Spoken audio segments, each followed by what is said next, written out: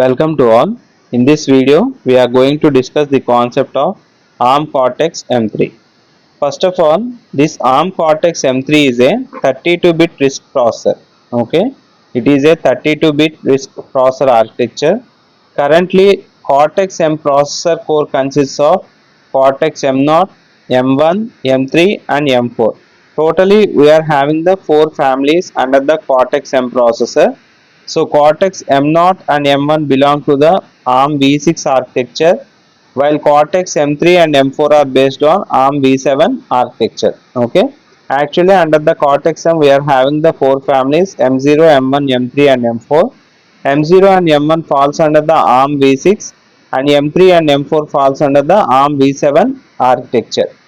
In Cortex M3, processor, register bank, memory interfaces as well as the data path are all 32-bit. Okay, that's why it is a 32-bit RISC processor architecture. So the word data path in a processor code defines the mechanism of data inflow to and outflow from the microprocessor. So the Cortex M3 is having the sum of the key components and the associated features. The first one is the instruction set architecture. If you see the ARM Cortex M3, here we are having the two types of instruction sets. That is, the first one is the thumb instruction set and second one is the thumb 2 instruction set. Okay, here we are having the two types of instruction sets. One is the thumb instruction set and second one is the thumb 2. What the thumb instruction set defines means it actually deals with the 16-bit. Okay, it actually deals with the 16-bit. So it is simple and compact instructions that reduce the memory usage. Okay, whereas coming to the thumb 2, it combines the 16-bit as well as the 32-bit. Here in this instruction, it is going to use the 16 as well as the 32. So if I summarize this, instruction set is having the two types of instruction sets. One is the thumb instruction, second one is the thumb 2. Thumb instruction set is having 16-bit and thumb 2 deals with the 16 as well as with the 32-bit instructions. Okay, and coming to the register set, ARM Cortex 3 is having generally R0 to R15. Total it is having the 16 registers.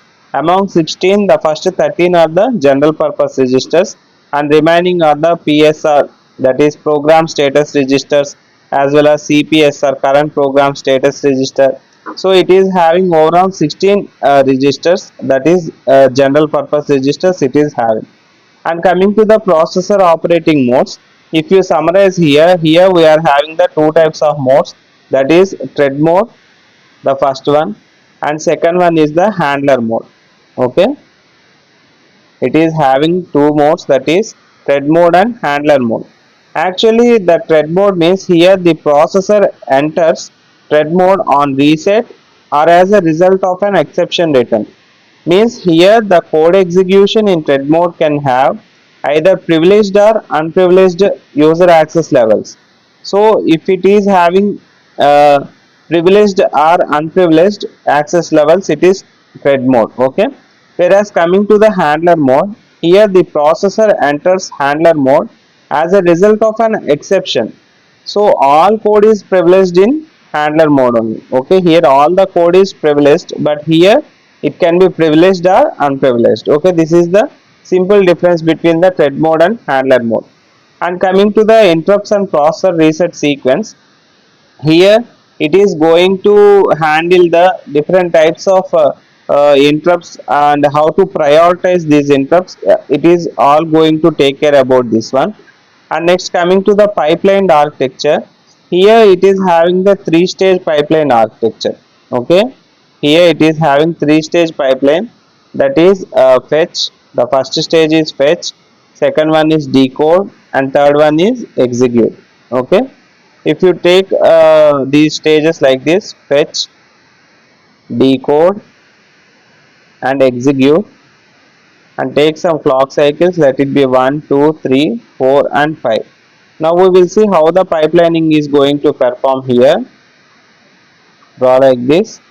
In the first clock cycle, I1 is going to fetch. Okay, in the second clock cycle, I1 is going to decode.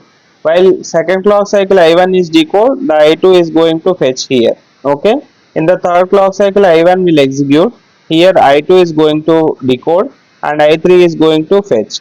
In the fourth clock cycle I2 is going to execute, I3 is going to decode, I4 is going to fetch. This is the concept of the pipelining. Without pipelining we may require number of clock cycles. By using the pipelining we can speed up the process. Okay, so what is the concept of pipelining means, in order to speed up the processor, the pipelining concept is going to be used. Pipelining means here one instruction is broken into the smaller pieces in order to execute very fast. Okay, this is the concept of pipeline. And next, coming to the memory address map. Actually in ARM Cortex we are having the overall 4 GB of the memory. Okay, as usual in 8086 we are dividing 1 MB into the 4 segments. Here we are, here also we will do the same. Here overall 4 GB memory space is divided into different ranges. Okay, this is the concept of memory address map. Next we will dive into the actual architecture of the ARM Cortex M3. So if you see here, uh, in lot of videos as well as textbooks I saw a lengthy diagram, but this one is enough to prepare easily. Okay, this is the simple way of drawing the block diagram as well as the architecture of the ARM Cortex M3. You can follow this. Okay, no problem. So if you see here, the main here, the center is the microprocessor core, that is Cortex M4 and M3. This is the processor. Okay, this is the central unit that executes the instructions and process the data. Okay, here these are the instruction buses. This instruction bus, what it is doing, it is transferring the program instructions from the memory to the processor. Okay, this we can write it as microprocessor is nothing but processor now. Okay, here the instruction bus, these are the instruction buses. The instruction bus transfers the program instruction from the memory to the processor. Okay, and next if you see here we are having the data bus.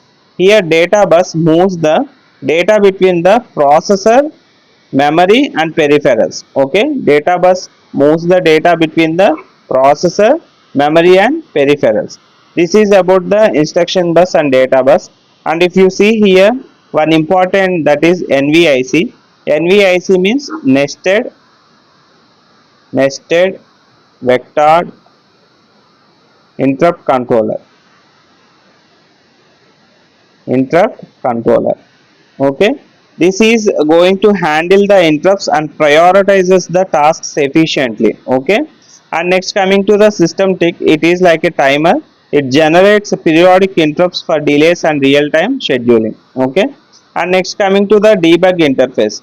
While debugging, it enables the features like setting the breakpoints, or if you want to execute the program step by step execution, this is going to take care. Okay, and next coming to the bus matrix.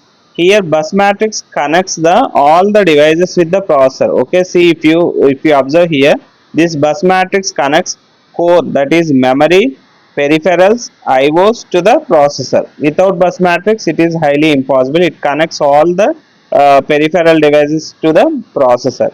And if you see here, the memory block, it stores the program code. Actually flash memory here we are going to use. It stores the program code and runtime data, that is RAM. And as well as here peripherals means here actually it comes under ADC, analog to digital circuits, or UART, universal asynchronous receiving and transmitting. For specific functions we can use here these peripherals. Okay, and IOs, IO ports. Without IO ports we can't connect external devices. Okay, these are the interface pins used to connect external devices. Okay, and if you see, this is the this first block is, that is ARM developed blocks.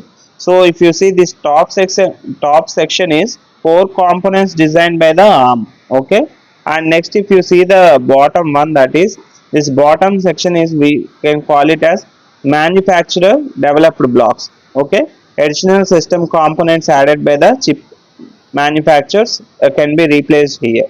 Okay, if you can write ARM Cortex M3 means, you can simply explain all these concepts in a simple manner. and I'm sharing the document related to this ARM Cortex M3. So if you found this helpful, please like and subscribe our channel, and thank you so much.